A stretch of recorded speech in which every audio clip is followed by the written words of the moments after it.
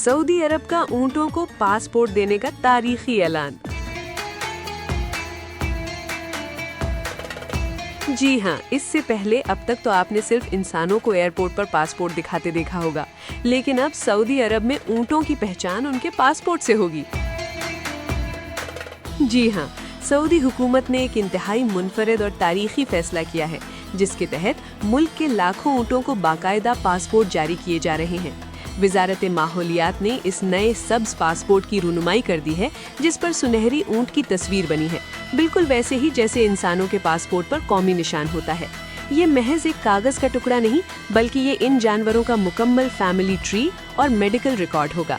वजारत माहौलियात के मुताबिक digital database के इस पासपोर्ट में ऊंट का नाम, तारीख़ पैदाइश, जिन्स, रंग और जाए पैदाइश तो दर्ज होगी ही, लेकिन सबसे अहम बात यह है कि इसमें एक माइक्रोचिप नंबर भी शामिल होगा, जो इसे हाईटेक बनाता है। बात यहाँ ख़त्म नहीं होती।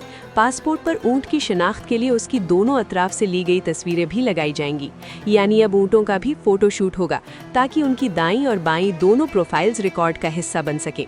ये इकदाम इसलिए किया गया है ताकि ऊंटों की मिल्कियत, उनकी सेहत का रिकॉर्ड और सबसे बढ़कर उनकी नस्ल यानी DNA को महफूज बनाया जा सके।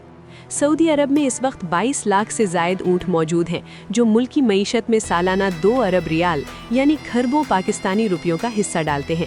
अरब सकाफत में कुछ ऊँट की कीमत करोड़ों में लगती है, ख़ास तौर पर जब वहाँ ऊँटों के मुकाबले हुस्न होते हैं, जहाँ उनकी पलकों, कुहान की साख्त और चाल ढाल पर करोड़ों के इनामात दिए जाते हैं।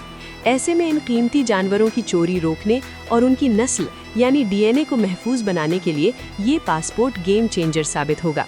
वैसे तो दुनिया में 3.5 करोड़ ऊँट हैं और तादाद के लिहाज से सोमालिया पहले नंबर पर है, लेकिन जो प्रोटोकॉल सऊदी ऊँटों को मिल रहा है वो शायद ही कहीं और हो।